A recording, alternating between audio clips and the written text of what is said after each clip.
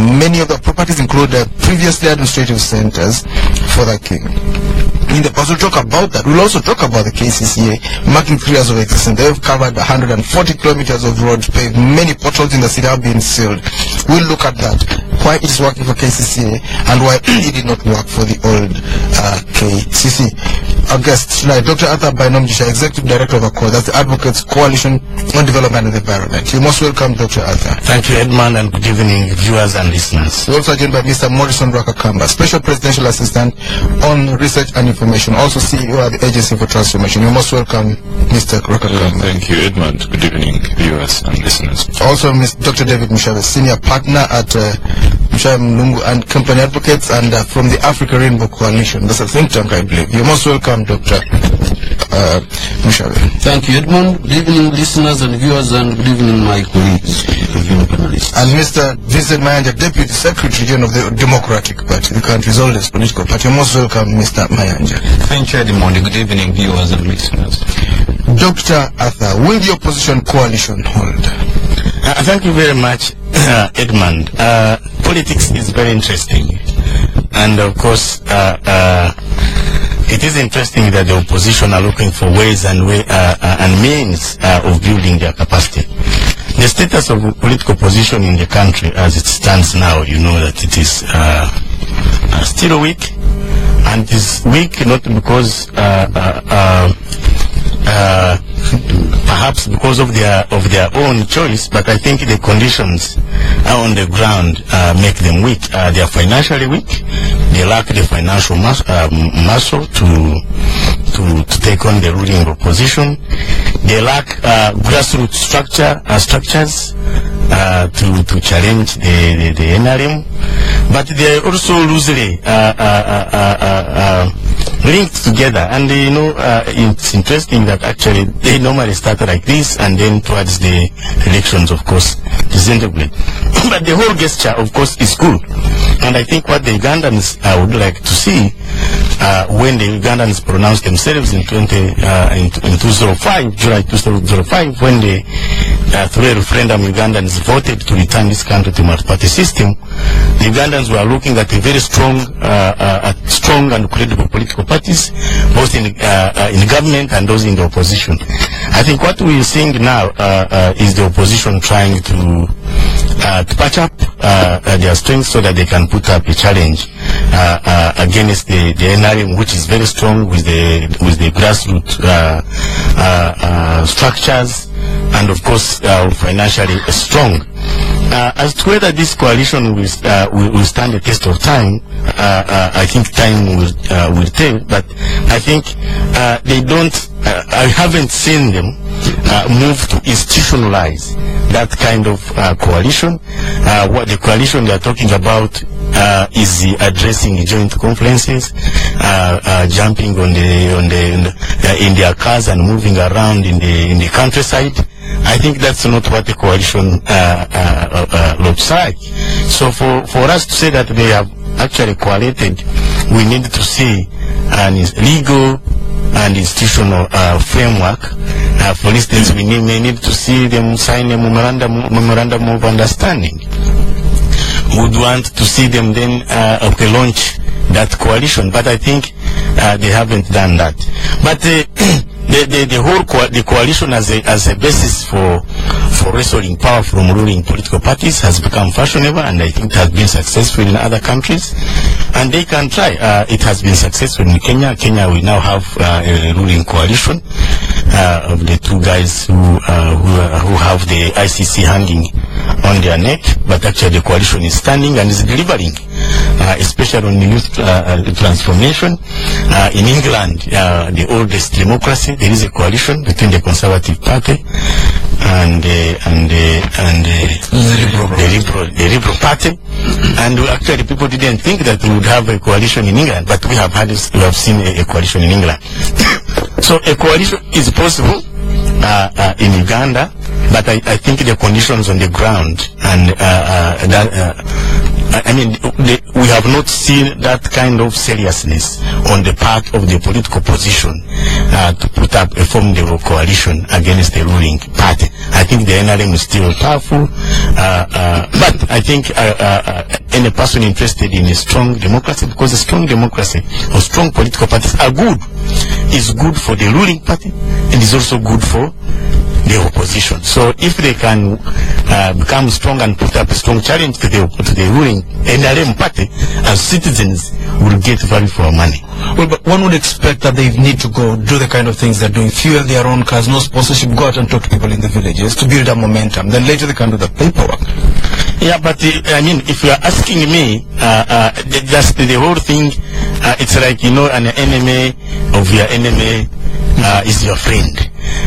For me, who wants to see strong political parties, strong opposition, strong and ruling party delivering to the citizens of this country, I would want to see an infrastructure, a framework in a place, an MOU, a launch, a joint manifesto, perhaps a joint, a joint manifesto, and then of course, and they also display of their fundraising strategy, and then how they are building the grassroots infrastructure. If you have not seen that, then you cannot say that actually that they are able to capture political power. I think they are still a shaky and loose coalition that we cannot expect. Of someone from deep inside of that coalition. Talk to us about this. Is that the direction you're going into?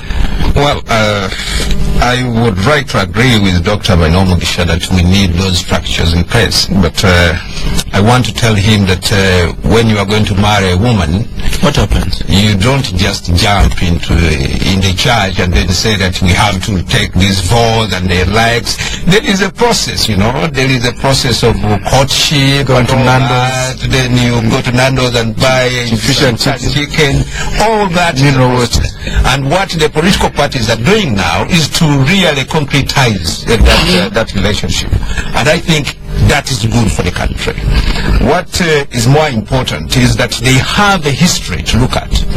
This is not the first, it is not new. They tried it several times and has failed. They tried it in 2001, it failed. They tried it in 2006, it failed. I think they have drawn lessons from those experiences and they are going to use them to really move forward. In those attempts, very many people say that they failed because there was no transparency, there was the selfishness. I hope we are going to address all that. And everybody comes on the table on equal terms and we are talking, nobody's bulldozing the other. That is going to happen. Well, when you say you hope, that sounds like a prayer. You are a man on the outside. You should be telling us truth. No. Well, that is what we hope for. Well, you come from inside. When you say that, you don't give people hope. They assume these things have not been concretized at all. If they were concretized, then you would be at the level of what Dr. Bainomugisha is talking about. That we so there's still mistrust. No. They are not mistrust, but we are building that. We are building momentum, as he put it. We are moving and using one platform. We are addressing the same issues. But I think also that it's not only about coalescing. It's also about the issues you address. We are now addressing electoral reforms, because without electoral reforms, even if the political opposition really coalesced, it could be difficult to come and make an impact on the electoral platform, because what is stuck against you are the electoral roles that are in place. So we are addressing all these, and this is going to build that momentum. But they'll ignore you. They'll not do anything. Ignore you until time runs out. You have to if they camp up for elections. I want to believe that the government and those stakeholders want a new beginning for this country. If we are going to see a new direction, political direction, and if we are really serious about that, then we need to sit down, agree together, and we have this practice. There is iPod, we have been using it. Powerless thing, totally toothless. Yes, but well, it is toothless, but it can build. We can build on that. In this world or the next one? Let's be realistic. We had those constitutional reforms constitutional amendments of 2006. At least the opposition tried to push in, but the platform of IPOD was the one that was used to reach that level. And I hope that this time we can go another level and agree on many things. Then we can see a vibrant opposition that is united, and united on principles, united on ideas, united on policy. I know that political parties are distinct. Every political party has its own values and characters, but I think we shall have those minimum points where we coalesce and then move forward. And I can assure Ugandans that that is going to work out. That is in the pipeline, and we shall get there. Is there a hidden side to you people in the opposition? Some people think you have people in the NRM deep inside there, including the Prime Minister, working for you as in the opposition, but on the other side, Dr. Abesi has been talking about man's wife. They are not working for us, they are working for Uganda. And some people in the army. There are people in the army and in the police. They are working for Uganda. They also want to see a change. They are both in government, they are in various departments of government, and we encourage them. We encourage them to join this bus because we think that it is going to deliver Uganda. What color is that bus? The color of that bus is multicolor. Morrison, you work in the President's office. Talk to us about it. Do you think it's going to happen? Does it give you sleepless nights as you work at your desk? Not at all. And let me tell you why. Because the NRM has a history of broad-basedness. It has never been totalitarian. It has always pursued a broad-based agenda that includes, the cartel of interests. So when it comes to power, people like, his former president, the former president of the DP, Paul Kangase, was the boss of Chiza Besigye at the Ministry of Internal Affairs, and, worked on many things, So yes, NRM still believes, in diversity and believes in broad-basedness. So this is not a new thing that has been started by, coalition of the opposition people. No, not at all. But on whether if a united or a joint front of the opposition, is going to work out, there is also a history with the, since we turned into municipality, that the opposition, I think, promised Ugandans last elections that they are going to front one candidate, under the rubric of IPC. That what did we see? Because there are deeper, I think, vested interests within different political parties. There is no the convergence in terms of ideology between different parties. I think it's really always difficult, for those parties. And their leaders, some of them, I suspect, and do believe that their focus is really on power, and that power has to be, the leadership of those.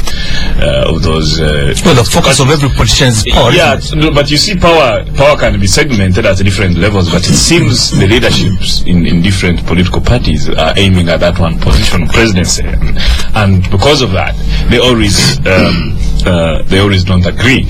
But there is a point which I think you mentioned in the passing about will the NRM hold? You see, will people Some people think it's going to split. Will people come from NRM and join the opposition? And really the evidence, because we need to always go back to the evidence, is that when people leave the NRM, many leave, but many more join the NRM. So it keeps that strength in terms of numbers. That's point number one. But also point number two is that when politicians leave, and you remember it, in 2010, preparing for 2011 elections, those primaries were a bit, not bloody, but a bit divisive within the NRM.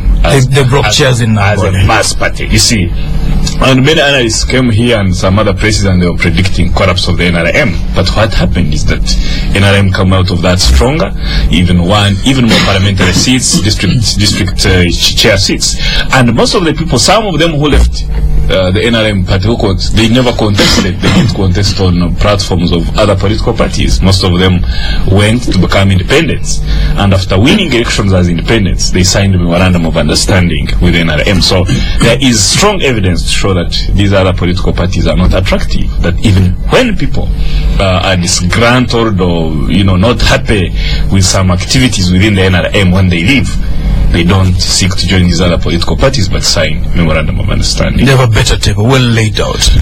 Yes, Flowers and fruits. so I'm trying to tell you that it shows you that NRM's ideology sometimes think it's just about money. You have more money. Remains no, really no, not at all. Because in some areas, actual opposition has won elections. You see, so I mean, well, you allow them to win. No. Selective to get some credence. In some areas, the opposition has by the way benefited. He's talking about electoral reforms, and that's why I agree that maybe we need, to continue reviewing, our electoral system and perfect it. But what people forget is that this is a journey. We can keep on discussing this, keep on, making sure that it improves. Before we are voting while lining up behind candidates. Now it's digitalized. So for me, it's work in progress, and a better electoral management system serves both better the ruling party and the opposition. Because we know some opposition people who have been chased out of parliament for stealing elections also on the opposition. So it serves, it's not that it's an exclusive demand. Even within NRM, either internally or out, everybody is saying we need to continue improving, our electoral system. Let's take a break. This is Spectrum on Radio 1. We'll be back in a very short while. Spend your Easter in the wild. Uganda Wildlife Authority welcomes you to visit our magnificent national parks and enjoy the fascinating range of activities. Game drives, gorilla tracking, chimpanzee tracking, boat rides, nature walks, spectacular falls, and with over 1,000 species of buds to watch, you will be left breathless. Make this a memorable Easter with your family and friends. Uganda Wildlife Authority, conserving for generations. This is a warning from Kabode Meditex.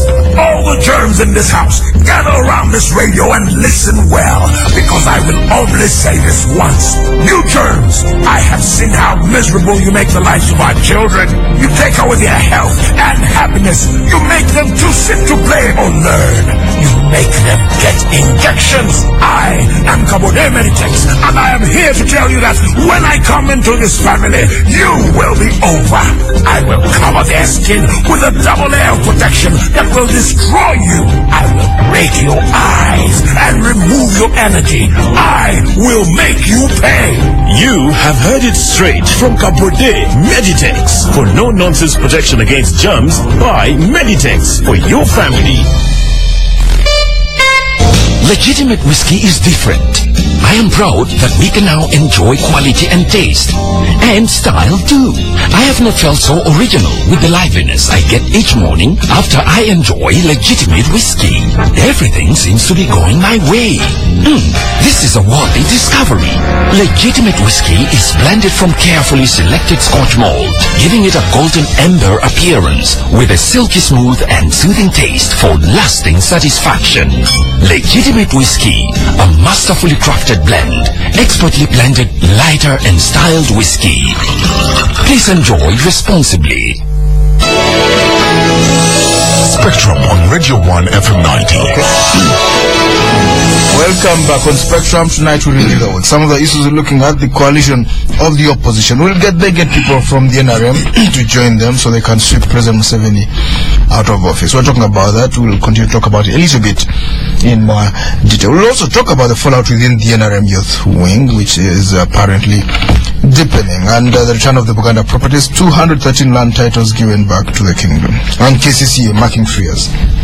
Our guest, Dr. Arthur Bainomjisha, Executive Director of ACCORD, that's the Advocates Coalition on Development and the Environment, Mr. Morrison Rakakamba, Special Presidential Assistant on Research and Information, also CEO of the Agency for Transformation, Dr. David Mushabe, Senior Partner at the Mushabe Munungu and Company Advocates, also from the Africa Rainbow Coalition, a think tank, and Mr. Vincent Manja, Deputy Secretary General of the Democratic Party. He was a journalist in his earlier days. Dr. Mushabe, talk to us about this opposition coalition. Will it sweep the president out of his office and into retirement so he can look after other business? When I was in grad school, I started questioning this economics thing which they used to tell us.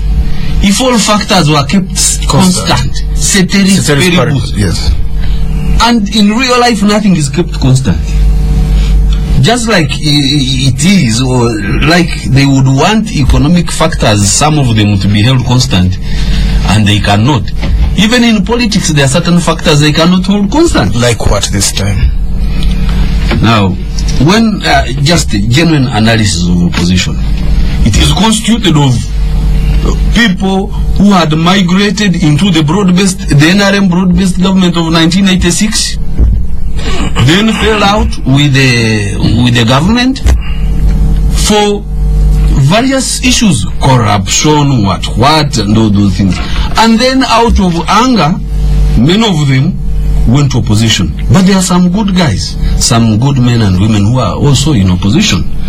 But our opposition parties are representative of our political demographics around the country. The same demographics are within NRM. You have good people, you have corrupt people, you have spoilers. So now, opposition is government in waiting. So now, if NRM tomorrow says, okay, you guys, you want to take it, that's fine. Can we now say that we can wholeheartedly even trust opposition? For me, I see opposition coming, inheriting the same problems that have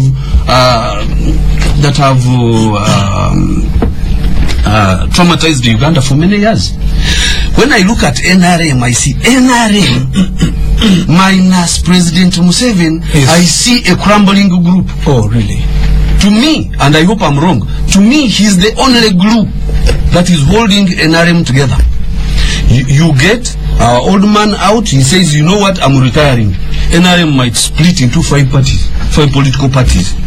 That tells us that actually, what the president says, poor ideology. Okay? We have not properly been inducted into a democratic culture, a culture of nationalism and patriotism. That is why actually the current government is struggling with the idea of whether or not to pass a patriotism act. That is unheard of. You don't force people to be patriotic. You can force them to love their country. People emulate their leaders and patriotism comes naturally. So, since this is a government in waiting, they should see themselves as a mirror image of actually a government. If tomorrow they are to get power, can they really run a better government than this one? So Uganda's political history and political culture is inundated with selfish interests. That is one roadblock that our brothers in opposition are going to face. When they are there, many of these leaders of the parties, they feel they are the presidential materials. Each one feels he is a presidential material. Now you're going to find a problem where they might sit down and try to choose which one is the flag bearer for the opposition. Yes. Dr. Otunu will say, look, with my voting experience, with my career, my education, my exposure, don't you think I should be the one? And General Muntu is going to say, wait a minute, I am a full general. I suffered here and I have sacrificed. Most likely also Bishop Nirinji comes in and says, look, let me be the one now to give you a new face. Because I'm a man of God, blah, blah. Then Kano says, wait a minute, I have suffered here. I have been in prison, I have been slapped with fabricated... yes, so there is a problem there. Unless and until we put our selfish interests on the side and put the national interest above all our personal interest, there is no coalition that is going to stand up. Secondly, our people have a reputation of being bought. They cross to this party, tomorrow to another one, tomorrow to another one. Now, the coalition might be in formation at this time. Yes. But also, I suspect there is some clandestine movement going on. Pick out the big wigs, give them big money, the coalition collapses. And that is linked. The poverty is also linked with the selfishness of our politicians. Right. So Well, let's move forward. I mean, you put it very, very succinctly in a few words. Let's move forward. Let's talk about these NRM young people. Dr. Arthur, some of them say they want a meeting to throw out some youths who are, supporting Mama Mbabazi. Is this thing really deep? Youth are fighting for Mbabazi and others are fighting for Museveni. Will you tell that party apart? Let me thank you very much, Edmund. First, of course, there is nothing wrong for the citizens to be supporting their candidate in any democracy. But let me just focus particularly on what we see as a struggle within the NRM, but the youth struggling for the two candidates. Let's look at the demographics as Dr. Mshabe called it. 73% of the population of Uganda are youth, and most of these youth, actually 32% of the youth are unemployed. 73% of the entire population, 32% unemployed, and majority of these youth unskilled and semi-skilled. And these youth widespread unemployment among them, and they are very angry. They are very angry or disaffected youth, most of them without hope because of the unemployment. But also let's go back and look at the youth in this country. Right from independence, the youth in this country have always been up for grabs by the politicians. They always capture the youth and misuse them. So the whole NUS movement, NUS movement, and I actually was part of NUS. I was the vice president of NUS. You used to go to Bushenya. In Bushenya, I was the vice president in Yakasinga. And then, of course, people like the Rugundas, but what were we doing? We are all being, prepared to support the political elites. They always capture the youth and use them for a particular purpose and dump them. So what we see now is, of course, if the youth are unemployed, if the youth are unskilled, they are ready for grabs. So if anyone has money, if you can dangle some money, then you can capture these youth and take them. It's unfortunate, but it's unfortunate for the youth. I think so. What should happen in the NRM now is not actually to try even to either arrest the youth allied to Museveni or to Mbabazi, but engage them. I think we need a serious youth policy in this country, a youth policy that seeks to empower them, to channel them into productive, into production, to channel them into citizens of the future, nurture them as future leaders. Because if we don't nurture these youth and develop them to serve this nation very well, there can be a negative force. We will find them in drugs, we will find them into kicking tomatoes in market. Yeah, so I think, but anyway, just to sum up the whole point is what we see in the NRM party perhaps actually is positive, in a sense that that people are positioning themselves for opportunities. The different camps. Yeah. Visit managers, we've had reports that one group has organized a meeting at Nambole next week. They had planned it, but the secretariat said no, you can't hold it. Now there are new reports that show that some young men who want Mama Mbabazi to be president or chairman of that party, flag bearer and president of this country, have planned their meeting in Kampala. What's going to happen? Will they also taste tear gas? Well, I think we need to look at the bigger picture of the political turbulence in this country. What is happening in the NRM is that some people think that they have more rights than the others. That you can have a meeting and the others cannot have a meeting. I want to believe that any political party should really have space for everybody. And I want to believe that our friends in the NRM should offer space to everyone there, and they debate things openly, they disagree, they agree to disagree, and then move forward. But what is more important, and I wanted to react to my colleague, Dr. Bainomodisha, when he said that we need to nurture these youth into very good future leaders and things like that. To me, I always say that is stereotype. That it is a way it is a way of really alienating the youth from participating in decision making. When Uganda got independence, Milton Obote was barely below, I think, 30 years. And became around 39 or so. Yes, but the confusion was not because of age. It was because of other issues. When President Museveni came to power, and when he wanted to be president, he was barely above 30. He was a teenager. He was about 39 or something. Therefore, I think that talk teenager was about 36. The youth being for the future is wrong. Let's nurture these youth when they are participating in policy making, in decision making, and we shall start it by involving them in decision making in our own political parties. If we don't do that, then what we are fearing that they can be a negative force, they are going to be, because they be belligerent, they will definitely come and fight everybody, and we should allow them space to support whoever they want. But on this issue you are raising, you are also saying that why are they following somebody who is not even interested in the presidency? Some say they want their support poll, others say they support Barnabas. I don't believe that Mama Babas is not interested in the presidency, because he has never said that. He just said that he doesn't want, he's not going to stand against President Museveni. When you stand for the presidency, you're not standing against somebody. You are standing in your right as a citizen for the presidency. Right. Therefore, we should encourage the NRM to allow free speech in their party. A man named Joel. Talk to us about this, the refugee in the NRM. Morrison. Some youth say they support Mama, but others, why are people divided that way?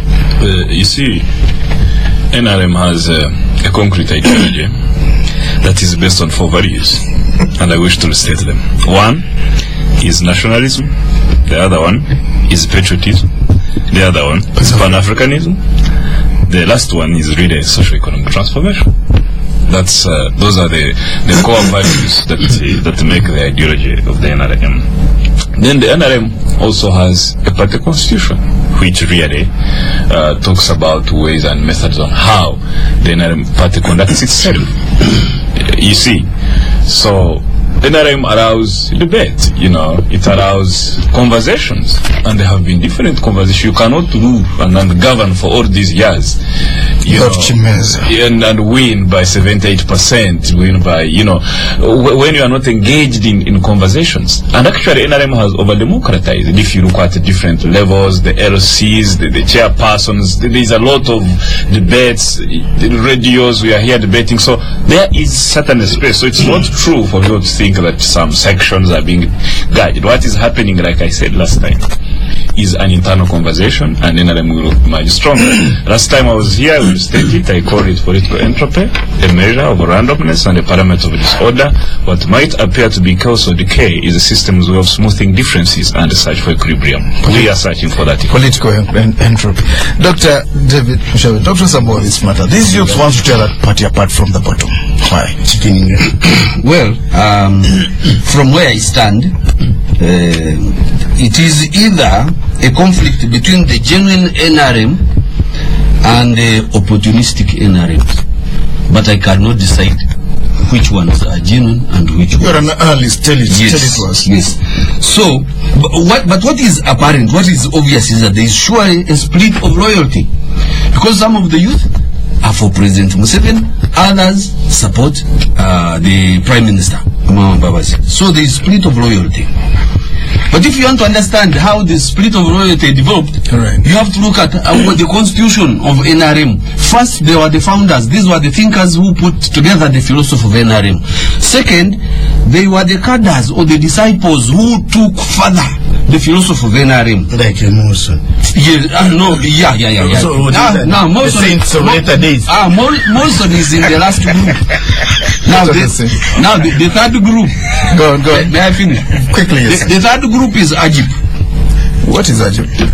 Those who are willing to work with any government in power. For personal interest, they don't subscribe to any passionate political philosophy. And as long as they gain, they work with anyone. The fourth group are the ants. Those are the ones who worked with the former governments. They were overthrown. They want to come like ants and eat the government from within and to make sure that it collapses. The fourth group are the ones between 30s and 40s who have been here for a long time. NRM came here when they were children. They have been poor.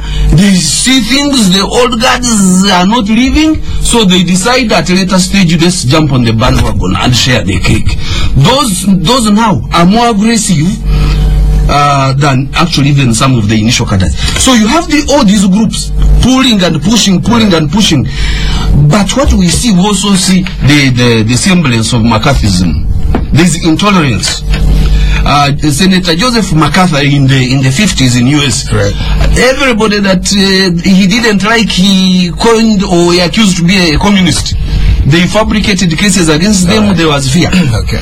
But the recent tapes, Edmund, the recent so-called police tapes and all that, that was also manifested in the Watergate scandal, right, where Richard Nixon was taping all the opposition and and then power. So whereas NRM has demonstrated more tolerance than the previous regimes, right, there is intolerance, especially when it points to the big chair. Right. Maybe they should switch positions. The chairman should become Secretary General for 5 years, and the Secretary General should become chairman. I think maybe that will create. That's a good proposal. We leave that to them inside of the NRM. Talk to us, Dr. Arthur, about the return of the properties. 213 titles returned. Not the Kabaka was not there. The Katikri was not there. Though the president was there for himself.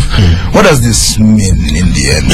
These are administrative properties. Will the Kabaka now meddle in politics? I think the return, and this is the VFA now. Yes. I think the return, Edmund, of government of properties of the cultural institutions, including Buganda, is a fundamental achievement.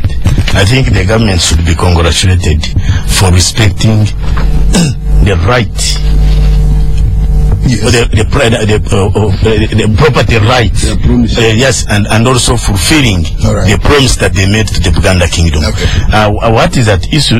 Is again, of course, government must be seen to honor its promise, and I think they have done that. I think what is that issue that we need to see is, of course, the return of this should also not lead to dispossession of the tenants, and I think also the president mentioned that one. So if this can be returned, and the people are not evicted from their land, so that doesn't cause some revolution, it is fundamentally Morrison, some of these were chief, parish leaders, tribal administrative leaders in the past. Shall we see a return to politics and administration by the kingdom? Well, I think really not necessarily, because first of all, the debate that was never settled, which is being settled now, how did some of those chiefs and others acquire the land? You remember there were those contradictions. Why would colonials who came here be the ones to hand over land to certain segments and other people are serfs? So that debate was never resolved, and there has been a debate. But I want to agree with Arthur that for any country to develop, it must respect property rights.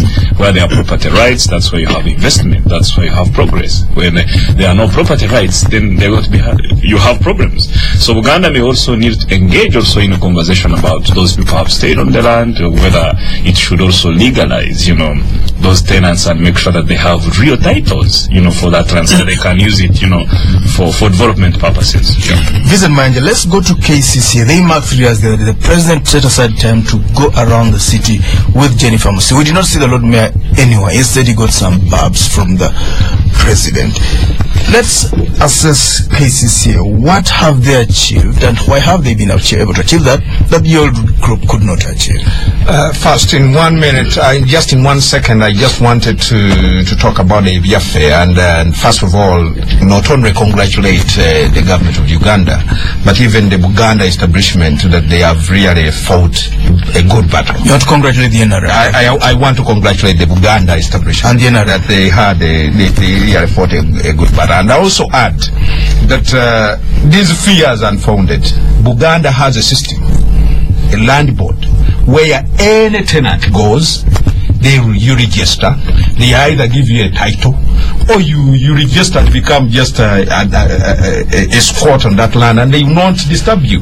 Therefore, there is no fear about that. And the president was telling them that try to use this land for development. I want to tell the old man that no, when you marry out your girl, you don't give instructions. You don't give them instructions when they will meet. They will have children. You don't do that. You know, when you do it, and then don't give a speech on the giveaway. When we go to KCCA, let's talk about the city. KCCA, you know what they've done a lot. Not portal anywhere in the city. And the other ones, the first, the old, they didn't have money. We know that. But I have some figures here. Talk to us about figures. The old KCCA had a total budget of between 45 to 50 billion shillings annually. Go on. The current KCCA gets between 170 to 200 billion annually, and out of that, 50 billion is dedicated to roads. So you wouldn't. I'm not surprised. You can't compare that. I'm not surprised that they have done this and the others have not done it. It had to happen. But what we need to really assess is this value for money. That money has been spent. Is it value for money? Explain that in detail. And you know what? At KCCA, there is nobody monitoring it. There is an oversight law with the political wing. The political wing is dead because it has been fought. There is no public accounts committee at KCCA. But why do you need one? Because you need those institutions to see that what you spend on is actually what you spend on. Dr. David, we don't have the Metropolitan Planning Authority. All that. There are no councils that formulate policies. So where do they work? Jennifer Musisi is the policy maker, is the accountant, is the evaluator, is the monitor. We can't work like that. And I was taken aback when the president came and started applauding, and that, you know, they have done when the institution has been made dysfunctional. It's been functioning. Portals have been seen. Dr. Mushabe, talk to us about this. This man is talking like an opposition politician. It's hard to find a portal in this city. You have to look really hard these days. Well, quickly, Edmund, I also want to applaud the government for the titles they returned, and I want to urge Uganda to be patient. There's what we call political incrementalism. You increase, you make advances in increments, small steps. Eventually, you get what you want. So I think it is a good gesture. And it is consistent with the government policy. KCCA. It is a good step forward to see that Madame Musisi is doing such a good job. Garbage, we don't see it on the street. And sewage is a big problem. Yes, but probably my brother here said that she works alone. You know, these groups are not there, or committees. But probably this is good. A long time ago, a friend of mine said something, and I disagreed with him. He said, Africa needs benevolent dictators. You know, these Africans don't understand systems. You need somebody who can deliver. Probably it is because Musi has less red tape. That's why you have seen delivery. But that notwithstanding, systems are necessary. You cannot keep employing individuals who are working just like loose cannons. You need systems. Dr. Arthur, very briefly on the city. On the city, I think I'm not surprised about the budget. The budget that has increased, of course, there has been a lot of modernization. They collect a lot more money, and certainly then they must. There's money from the World Bank. No. I think, but it has always been there. I think even under Sebagara, money was instead massively embezzled, and we saw buildings going up. So I think there is a lot of professionalism now, but also we see a lot of political goodwill.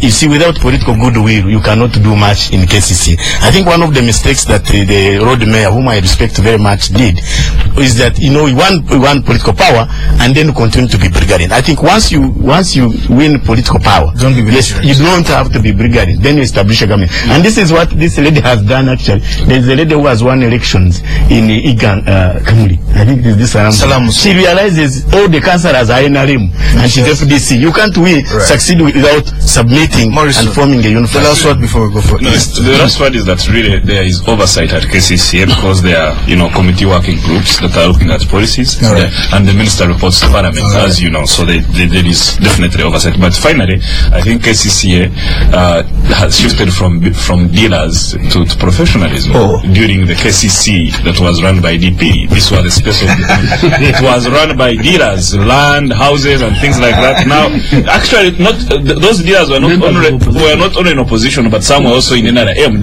taking houses and stuff like that. Now you have got professionalism, and things are happening in the KCCA. Well, thank you very much, our guest tonight, Dr. Arthur Bainomjisha, Executive Director of Account. Thank you very much.